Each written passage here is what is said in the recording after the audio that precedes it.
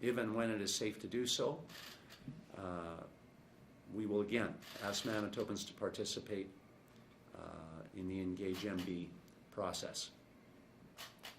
Brent, I'll pass it over to you, sir, for further elaboration. So thanks, Premier. Good morning. Right now we're in a much more stable place than we were, certainly in November and December. We are not seeing evidence of a spike in numbers related to the last set of very cautious reopenings. And so our numbers have been steady and trending in the right direction overall. We remain in a very crucial part of our pandemic response. And again, these upcoming weeks are going to be quite telling as to the success we're going to be able to enjoy moving forward. The fundamentals are going to reply for the foreseeable future. Physical distancing, washing your hands frequently, wearing a mask, and again, staying home when you're ill are all going to be quite important. And this is, even if you're just mildly ill, just very mild symptoms, we need those people to stay home and get tested. And all of these activities are going to help us continue our progress for reopening. We want people to be at home isolating if they're waiting for test results. In fact, anyone in your household waiting for test results, we want you at home waiting for those results. So given this current situation, the trend in the right direction, the province is considering the following changes for all of Manitoba. So the province would remain at level red, but these restrictions would, or these proposed changes would apply for the entire province. So under consideration currently is allowing food services, including restaurants and lounges, to reopen to 25% capacity with a closure time at 10 p.m., but limited the patron groups to household members only. Allowing personal services, including nail salons, tattoo parlors, to reopen at 25% capacity with adequate physical distancing, enhanced personal protective measures, as well as requirements to collect information for contact tracing purposes. Allowing gyms to reopen at 25% capacity for one-on-one or individual training with adequate physical distancing and protocols. This would not include group classes. Allowing places of worship to reopen at a maximum of 10% capacity with a cap of 50 people, whichever is lower. Allowing libraries to open at a maximum of 25% capacity, and again, any groups must be limited to household members. Allowing organized outdoor sports to resume for games or practices. However, multi-team tournaments of any kind would not be allowed. Clarifying the orders that addiction support and treatment groups can operate with adequate physical distancing measures in place and proper protocols. Allowing the film industry to resume work with safety protocols in place. Opening of public washroom facilities with 25% capacity and enhanced signage and protocols. We're increasing capacity for weddings up to 10 people in addition to the officiant, as well as in the addition to a photographer. We'll also allow photographers to return to service in studio, catering only to household groups, as well as outdoor functions. So these are under consideration for the next stage of reopening and would come into effect next week to replace the current health orders that expire on 11:59 p.m. on February 12. So at the latest, these new restrictions would be in place at that time. These changes would see the province remain in that critical level of red, which highlights the actual level of risk we're in. We have yet to get adequate supply of vaccine. We're under threat of the new variants of concern. So our numbers certainly allow this continued cautious approach to reopening, but we're still at a very critical juncture moving forward. This proposed plan will bring the entire province under the same restrictions, so this would include the Northern Health region, so the same set of restrictions would apply everywhere, and the Restrictions that were in place now that weren't listed would remain the same. So household visitor restrictions of up to 2 designated people, 5 people plus members of household and outdoor private property. Retail stores open at 25% capacity with that cap of 250, whichever is lower, with the adequate physical distancing, and then under the personal services, hair salons, barbershops would still be open at the 25% capacity.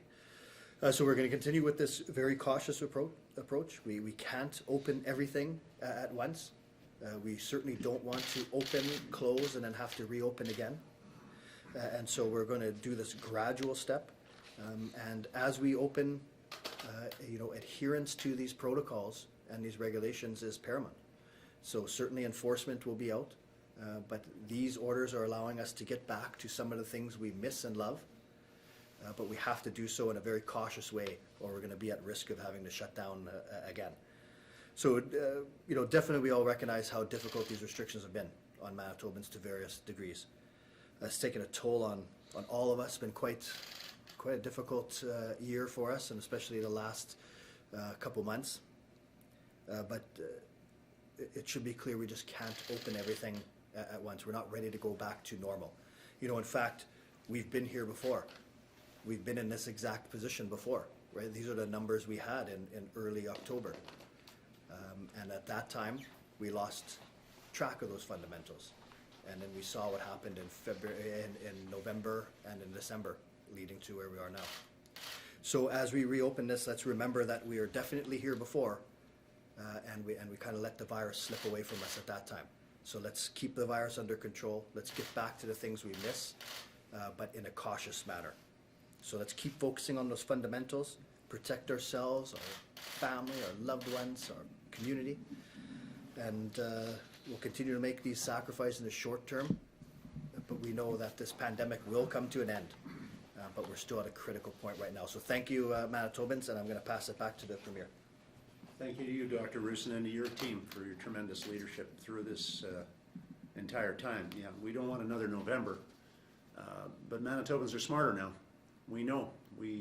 Perhaps we let our guard down last year. We didn't really have the experiences that many others had. We had very, very low numbers, and they came up suddenly, and they came up because we forgot the fundamentals, as Dr. Roussin said. So today's a good day, and I have good news, but I also have bad news. The good news is that we learned yesterday that Manitoba's vaccination team is second in the country in administering both doses of the COVID vaccines and providing the fullest protection possible from this deadly virus, and that's great news. Manitoba, again, second in Canada in getting that second vaccine out. That's the one that really makes a difference. That's the one that gets you to 95% protected according to the manufacturers and the testing that's been done. So again, thanks to our vaccination teams for that crucial work. But here's the bad news. That's just like being the second best player on a team in the bottom division if you're playing soccer or curling. It's not a great thing because we're behind so many other countries when it comes to getting the vaccines out, and we're limited by that. This is a chart from a couple of days ago showing Canada ranking 29th. The bad news is we're 33rd as of today according to the Globe and Mail. So we're falling behind other nations in respect of getting the vaccines here. If we had more vaccines, our team's been building up and continues to build up its capabilities here. We have hundreds of Manitobans working diligently to get the capability built to get those vaccines out. We could vaccinate everyone in the next 10 weeks if we had vaccines, but we don't. Why are we behind? There are a number of reasons the federal government has given for this, principally because we have fewer vaccines. Fewer vaccines available doesn't stop us from preparing if we have more, but it does mean that the federal government has to step up and get more. This is their responsibility. They took away all the province's ability to buy vaccines, to order vaccines some months ago, and I know that they're working very hard to catch up. And we had an announcement this week that was a good announcement about the federal plans to ramp up domestic production. But that domestic production won't be up and ramped up until year end. So better late than never. But this idea of a September herd immunity is looking less and less realistic now. Now, why am I raining on the parade? Why am I telling you this? Well, you know why if you've been watching these It's a marathon. It's not a sprint. And we have to learn to live with COVID, as Dr. Roussin has said so many, many times. And if we do learn to live with COVID, and if we keep demonstrating that we know what to do in terms of the right fundamentals, then we're going to have more days like this in the future. But if we forget, that's not likely. So here's the really, really good news. With cautious and steady progress and a continued demonstration of the reality that we can work with COVID and we can beat COVID together, we're going to get through this. And we're going to get through it together. As Dr. Roussin has outlined these measures today, we must remember this does not mean, it will not mean, a return to normal in a short time frame. So I encourage all Manitobans, go to engagemb.ca, fill out the survey. Please give us your feedback on the proposed measures that Dr. Roussin has shared with you today. And I know that some of you will say we're going too fast. And I know that some of you will say we're not going fast enough. And my old dad used to say the surest way to fail was to try to please everybody, so you know me well enough to know that I'm not trying to do that. I'm trying to do the right thing. We don't need a yo-yo. If we go too fast, we're going to end up having to pull back, and that's not good for our small businesses or any of us. So we better not go too fast. But to those of you who say we need to be afraid, caution's a better word. We need to be cautious. Caution's a better guide in making decisions. There's no risk-free decision here. We're going to make difficult decisions. We're having to choose among different restrictions at different levels. That's not an easy thing to do. It's not easy for any of us to have to abide by these either. But the right thing is to abide by them. And the right thing is what we're going to do, because we're not going to be governed by fear in this province. We're going to be governed by caution. Caution means we have the right to keep our hope. And we have hopes. We've earned the right to have those hopes. So as Dr. Roussin has mentioned, and I will repeat, the next few weeks are going to be crucial to us. We have a duty to abide by these rules. We'll firm them up next week based in part on your advice. And if we follow those rules and if we abide by the fundamentals, we have every reason to be hopeful and we have every reason to be optimistic. But caution must be the word we use, and our actions taken will reveal that caution. Be careful. Limit your social contacts, even though we're broadening those opportunities. We do not want a COVID party every time that we get together. Soyez prudents, limitez vos contacts sociaux. Nous ne voulons pas de soirée COVID à chaque fois que vous réunissez. This isn't the time for non-essential travel. Stick to the fundamentals, limit your risks, avoid the 3 C's: close contact settings, crowded places, closed spaces. Wash your hands. Stay home when you or any member of your family is sick. Wear a mask, limit your close contacts. Stay positive, stay supportive of one another, and stay hopeful. Thank you. Look forward to your questions. Thank you, Mr. Premier. A reminder to our reporters on the line, you will have 1 preliminary and 1 follow-up question. Up first this morning from CBC Radio Canada, Camille. Hi, Dr. Roussin. I would like to know if it will be the responsibility of the restaurant to verify the addresses of their customers' homes. You know, as we were talking that, you know, with this loosening, we're still in a very critical part. So we need to ensure that these measures are adhered to. Like we said, we've been here before. We can't let October and November happen again. So we are going to look at that. We want the restaurants to be open. We want people to be out and be able to enjoy this, but it has to be households only.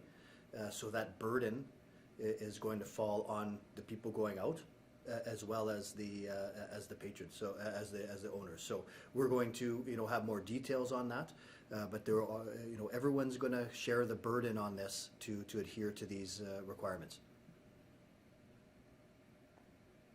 Thank you for that. And for organized outdoor sports and games, do the players will have to wear a mask even outside or not?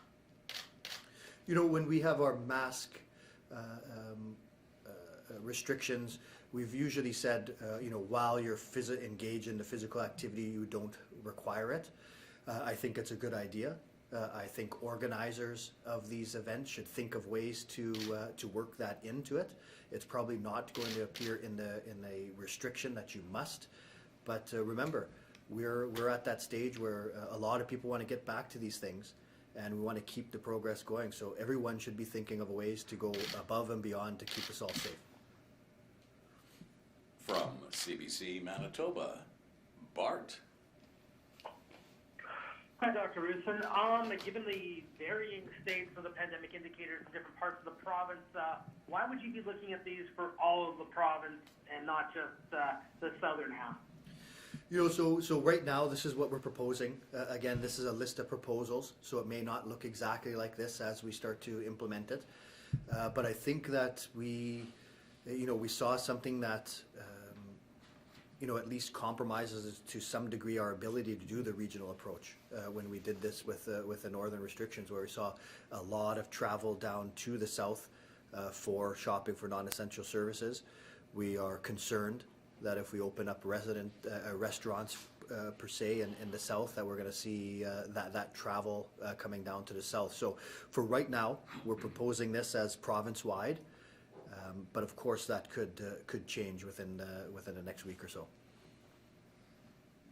Thank you very much for that. Mr. Premier, you've seen around the country examples in Ontario, examples in other provinces, examples right here in Manitoba that when officials, appointees travel, the public reacts really negatively because they feel that it's two sets of rules. Why did it take so long for you and your government to react to the WHA chair appointee and come up with the change you announced on Monday? Well, I think I have to take exception to the preamble a little bit, Bartley, because I think the doctor and I have made it eminently clear what we think of unnecessary leisure travel for a long time. The directive I put out this week was designed to give additional clarity to that, and that there would be consequences for people who do travel beyond the restrictions when they come back. And those career-limiting moves that people may choose to engage in have consequences. So if you're going to put leisure travel ahead of public safety and public health, there's a consequence for that. And I think our appointees, over 1,000 of them, who are volunteering on agencies, boards, and commissions, need to understand that going forward, we'll expect them to remove themselves from those appointed positions if they decide that fun in the sun is more important than protecting each other here in Manitoba. From the Canadian Press, Kelly. Hello, Dr. Roussin, how do you rectify that you can only go to restaurants with members of your household, that you can play on sports teams or go to church services with a wide array of people? Yeah, so thanks. So, the church services, again, we have very limited capacity, and so any groups at church services, I don't think I clearly listed that here, but the order would require that groups at faith-based services could only be household members. So we're not going to see that interaction there. We know there's lower risk in outdoor activities, certainly not zero risk. So all of these organizations need to think about ways to protect their members, and just like usual, the orders can't work in every possible scenario. We're trying to get back to the things that we feel are important, that are healthy, that people are missing. And so the benefit of getting back to that outdoor rec is important. It's going to be outside with a lot of safety measures. And then for the restaurants, where we know that these are those enclosed spaces, this is prolonged indoor contact. We're going to be extra cautious with household members only. And Premier, what conversations are you having with your colleagues across the country around issues with the vaccination supply chain? And how has Ottawa responded to those concerns? Well, we've had bi-weekly calls with the Prime Minister, bi-weekly calls as a minimum with all premiers on. The Council of Federation has been in regular contact and discussion. Certainly vaccine shortage is the number one issue right now, I think, for most provinces. We know the capacity is there, and it's been building up for some weeks in anticipation, and now is continuing to build up. So the limiting factor is clearly vaccine availability, has been well reported. Here's Tuesday's Globe and Mail, again yesterday, again today, and the number one story in the national media is the vaccine shortages and what we're going to do about it. Other countries have moved ahead of us. This is going to mean lives will be lost. The federal government has said it's going to step up now. It's a concern to every premier. I had conversations yesterday with two premiers who both said they anticipate now herd immunity is a thing that won't happen until 2022 at the earliest. That's where their numbers are. That's what they're saying. That's too bad. It's extremely sad. But the point I think here in Manitoba is if we just follow Dr. Roussin's advice and continue to, we'll persevere and we'll be able to learn to live with COVID, because the cavalry's not at the crest of the hill right now when it comes to Ottawa providing us with vaccines. From CTV Winnipeg, Jeff. Well, hi, Dr. Roussin. I'm wondering what happened last year in November. Where did the spread come from? Yeah, and so, when we started looking at later October, early November, what we started seeing was, widespread community-based transmission. So when we saw the extreme growth that we were seeing throughout November, by definition, a large proportion of it weren't able to connect it. So we just know it's where people gather. Early on in that second wave, we, as you recall, it was the younger cohort, that 20 to 44-year-old cohort, that was very high numbers to begin the second wave, and then later, just like what we see in any outbreak, then that starts to transmit to all age groups. Certainly at that time, we saw a number of the cases linked, not necessarily acquired, but linked to places like bars, like restaurants.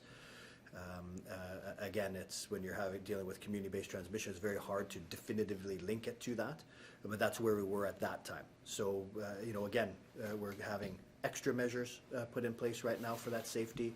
I think Manitobans all are reflecting at that time, where we entered into October with the numbers exactly how we are right now, but then saw November just 1 month later with the skyrocketing cases putting our acute care system at risk.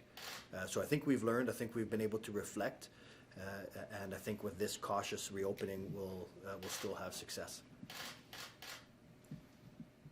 And sorry, I know you were already asked this off the top, but how are businesses going to ensure that it's a household only?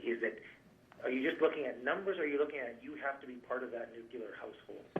You have to be a household, and so that's going to be the requirement. Again, we're floating these loosenings right now. We don't have any definitive answer, but what I would say is that because this is a broad loosening at a critical stage, we're going to do whatever we can to ensure that these are adhered to.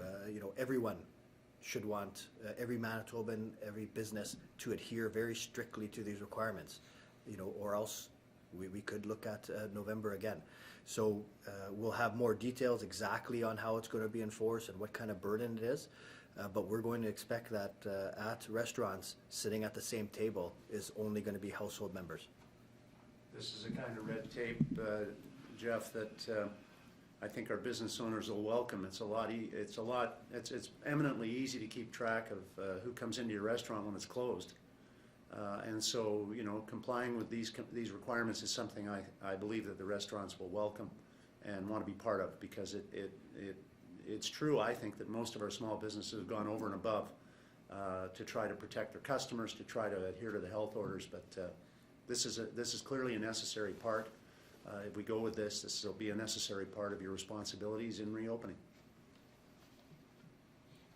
From CityNews, Jonas. Good morning, gentlemen. Thank you for this morning. Dr. Roussin, first question for you today. One of the key indicators as we look at the reopening, we've said time and time again, is hospital capacity. Maybe just a note or a message on what we've seen over the last couple months since the restrictions went in and why we're confident the capacity is there. You know, so as we've saw the case numbers drop and test positivity drop over the last month, we've seen along with that a drop in hospital admissions and in hospital bed utilization. We've seen that drop or a drop in ICU demand. However, we haven't seen it drop as quickly as we anticipated, or certainly as quickly as we would like. So we know there still are some demands on the healthcare system. In saying that, the healthcare system has been able to, again, gradually get back to a lot of the work that they had to delay during the very high levels in November and December. So as long as we keep the numbers down in this area, our healthcare system is going to be there for, all Manitobans. Thank you for that, sir. As a quick follow-up, as we do this reopening, it is going to pretty much depend on the actions of Manitobans, right? Like, as we saw in the fall, you can open it and you can put in restrictions, but if folks don't follow, I guess that's going to be the crux of the whole thing. Yeah, and I think that works both ways. I think with when we're in these very tight restrictions for 2 months, we put that into jeopardy as well on the COVID fatigue. And so I think being able to have some very cautious openings under very strict restrictions, has that ability to increase adherence because we've had that ability to reflect on what happened just months ago, which seems almost like forever ago right now. But I think going forward, we're going to need adherence to this because really the last thing we want to do is to have to shut things down again, to go backwards. So we're really going to be relying on Manitobans. We're going to be relying on them, but we're also going to be there in enforcement to ensure Manitobans are following these restrictions. Jonas, if I could pitch in on that one too, I think it's pretty clear to me that Manitobans are even more aware now. We've never let up on the advertising. Dr. Roussin, myself, health ministers have constantly, Lynette Saragusa, constantly have been putting out information, but we also had a lot of activity on our websites with additional information, and I know that that's helped. But what's really helped, I think, is the word of mouth of Manitobans talking to each other, speaking to each other, educating one another about the consequences of not distancing. And sadly, we know from too many examples, too many personal hard stories, how this has impacted on families and on our seniors in particular. And because of that, I think Manitobans are in a different place now than they were perhaps in October. And I think the place that we're in now is we're all in this together now in a more genuine way, and I hope in a more productive way as we move forward than we were back then. And so the future's in our hands, and literally we need to remember that these fundamentals matter. From CHVN, Taylor. Hi, good morning. Dr. Roussin, you're proposing the reopening of places of worship. Can you just explain a little bit more about why you're doing this when you were previously opposed to it, and why the 10% max capacity when it's below out of all the reopenings? Mm-hmm, yeah, and so remember, all of the restrictions are based on the risk of transmission. So in the past, it just depends on the level of risk we are able to tolerate. Right now, where we are with our numbers, with our test positivity, we feel we are able to open in some capacity. Again, closed spaces, prolonged indoor contact, that's where the real risk is. And so there's a setting like places of worship meet really all three of those criteria. When we look at retail, these are 25% capacity, but again, these are people walking by each other. They're not in the same room for an hour or more at a time. So we think that the 10% capacity deals with that. We think any grouping within that 10% capacity will have to be households. And then again, we know that they're just like retail outlets. There are settings that have very large amount of capacity, and we just don't feel that hundreds of people under the same roof right now is appropriate. But we do recognize that we want to try to get back to things that people miss and people love, but got to do it in a cautious way. And we're seeing some unusual patterns when it comes to our homeless population here in the province, including more people sleeping in bus shelters. Premier Pallister, how are you feeling about what's happening with our unsheltered Manitobans? Well, we've taken constant efforts to support our most vulnerable populations. I know that the vaccine team has already had in discussion, though I don't believe they've announced it yet, some specific strategies to assist the homeless population in being able to get vaccines earlier rather than later because of the more vulnerable nature of the lifestyle. We'll continue to offer those supports to our most vulnerable citizens, and we'll continue to. In fact, a study just came out last week, I believe, that showed that we're second in the country as a province, as a provincial government, in offering additional funding support for programs largely directed to our most vulnerable population. Ahead of every other province, I believe BC was first, we were second in that study. And we're designing programs to support people and to help them commensurate with the needs that they have, and our homeless population, of course, needs our support and help now. From the Winnipeg Free Press, Larry. Premier, a week ago you expressed some sympathy for folks in positions like Wayne McWhirter's because of their largely volunteer role, as you put it. On Monday, you issued a directive putting more than 1,000 of such appointees on notice that if they travel for leisure purposes outside of Manitoba, their appointments will be revoked. Could you describe how your thinking evolved on this issue, and what changed between last Thursday and Monday? I tend to think about things, Larry, before I act. I think that's the appropriate way to lead and to govern. So you spent the weekend thinking about the situation, I'm taking. How is the government going to enforce the travel restrictions on members of more than 150 agencies, boards, and commissions? Are you going to rely on the honor system? Well, actually, Larry, it's way bigger than that.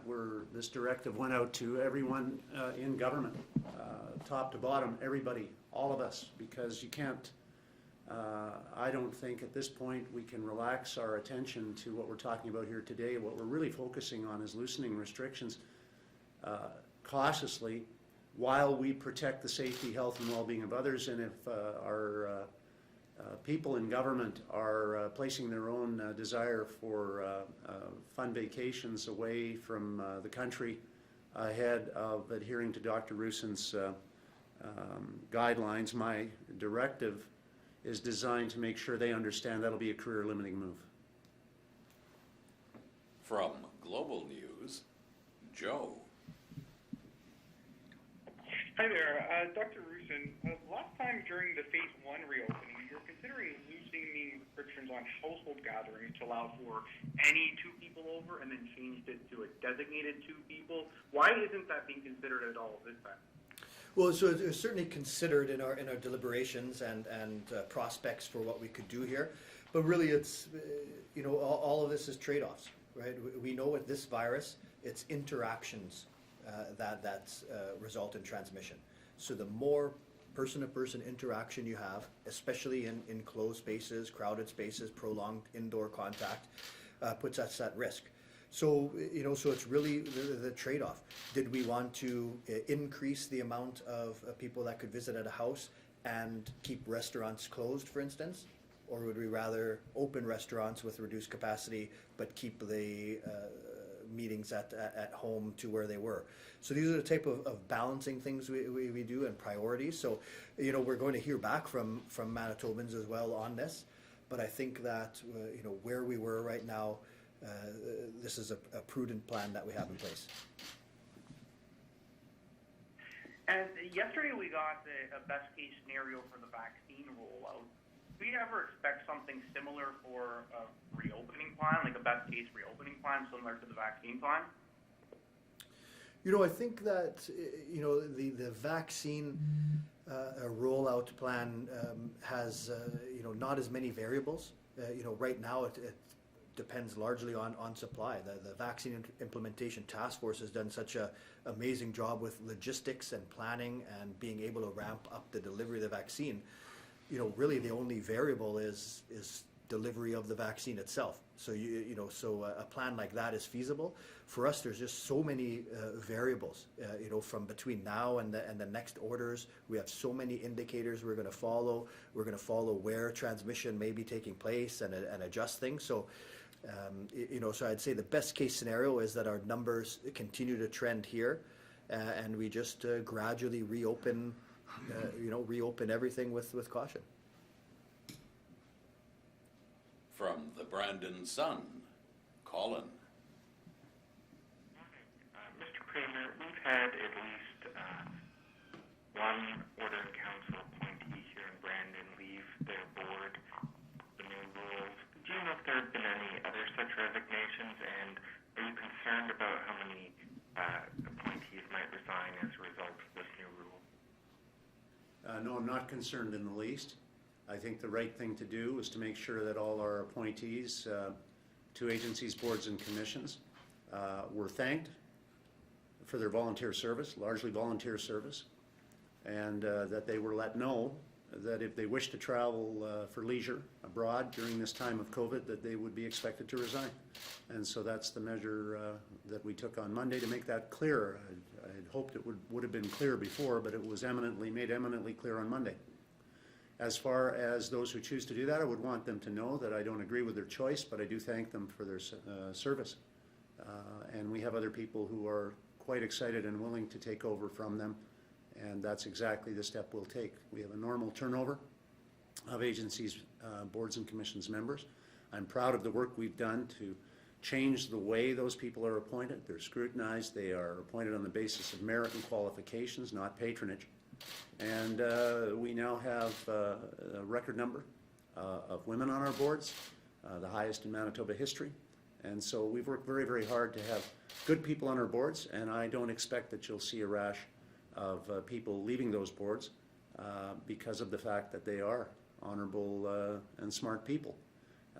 Going forward, though, if they do feel they have to travel abroad for some reason, they will be expected to resign. My second question is for Dr. Roussin. I see that you're thinking of changing the capacity for weddings, but what about funerals? Are you considering allowing more people to those, or are you intending to stay at the current 10-person limit for now? That's right, yeah. This is more about bringing the weddings up to where we increase the funerals in the last orders. And then we'll continue to look at that capacity as we move on. But for this set, we have not planned on increasing funerals further. We did increase them with the last loosening, but they would remain the same at this time. From CJOB, Clay. Good morning, Dr. Roussin. Good morning, Mr. Premier. Now, I believe this question has been asked, but Dr. Roussin, if all goes according to plan, in the best case scenario, restaurants will be allowed to reopen next week, and I'm sure the restaurant owners are pins and needles about this. I'm sure there's thousands of people who would love to go to a restaurant, sit down, have a good meal, but there are many, despite even if they are allowed to reopen, are going to be very leery to go. Do you think with the limited capacity, you're reassuring people that it will be safe to go to a restaurant? Yeah, I think that during the first round of reopenings, I said this, is that there's nothing that I would suggest in a reopening plan that I wouldn't do myself. So, I think that our numbers staying this way, we reopen at 25% household members, you might spot me at a restaurant with my family. Clay, if I could pitch in on this, I don't think there's anybody who's worked harder not just to follow the guidelines that Dr. Roussin and I have repeatedly outlined, but also gone over and above that than small business people in our province.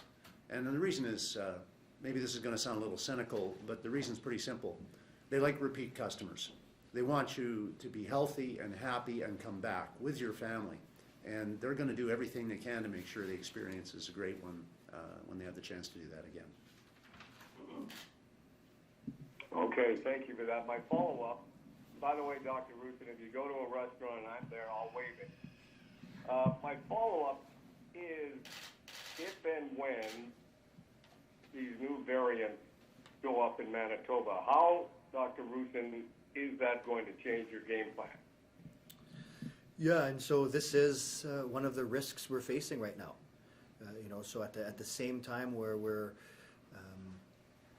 facing concerns on vaccine supply, we're also facing concerns of variants of concern, which have more transmissibility. And so this definitely has the ability to affect our epidemiology. So we have plans right now. We're actively searching for this variant. We have many measures in place to protect against its importation with our self-isolation requirements for travel. And then we're working on public health measures right now that if we do detect it, things like contact tracing and isolation periods and infectious periods will be affected when we see that. So we plan on being very aggressive. It's very likely that we will see this variant of concern introduced into our province, but we'll be ready to ensure we're very aggressively contact tracing and controlling it. Our final reporter this morning from the Winnipeg Sun, Scott. Good morning to both of you, Scott Bill, Winnipeg Sun. Dr. Roussin, you talked about how the current spread, the spread last year, the situation essentially right now is similar to what we were before restrictions came into place last year, but or the second time last. But what are the differences? Like how does now, in terms of risk, compare to the risk prior to the restrictions that were imposed last October? So like I said, and like you just said, is that we've been here before, and so the risk overall is much the same. It's just how we deal with that risk. And so we're loosening things now. We're not loosening them as much as, say, we were in October. We did see a lot of transmission in the younger cohorts in the early second wave, and that dealt with a lot of the bars, which we're not opening at this point. We're opening restaurants and lounges, but with even stricter capacity issues because we're only allowing household members to be sitting together. So the risk is still there. As long as this virus is circulating with the vast majority of Manitobans still susceptible to acquiring it, we're at risk. So we need to continue to practice those fundamentals, to keep our contacts down, and we need all Manitobans, all business owners to step up and to ensure they're doing whatever they can so that we can keep our progress of reopening going. Scott, you're... All right, thanks for that. Hi, Scott. If I could, I'll just say you're a sports guy. So am I. We got much the same personnel as we had last fall, but we started losing, and we lost badly because we stopped playing defense. Now we've learned, and we're all learning how to play defense. And as we learn how to play defense against COVID, we can afford to give ourselves fewer restrictions because we've earned that right. And I think that's what's happened over these last few months. We'll see as Manitobans decide whether they want to keep playing defense or not. But following Dr. Roussin's fundamentals is playing good defense against COVID, and that's what we need to keep doing. Thank you. And just a final question. I guess for Dr. Roussin, what about single people going out to restaurants? Can they take one or two of their designated, household members with them? Would that be allowed, or are single people just only supposed to go by themselves if they're going to a restaurant? Yeah, and this gets back to, again, it's tough to write these orders cautiously and then have the, affect every potential eventuality. So really the answer is household members only. We didn't want to include household members plus the 2 designated. We know that's really impossible to try to enforce.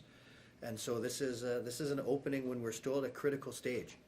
So we know it doesn't benefit, say, everyone to the same degree, and just like any of the orders, you're always going to find certain situations that might not fit, but we can't write orders that way. We can't slow our progress because of that.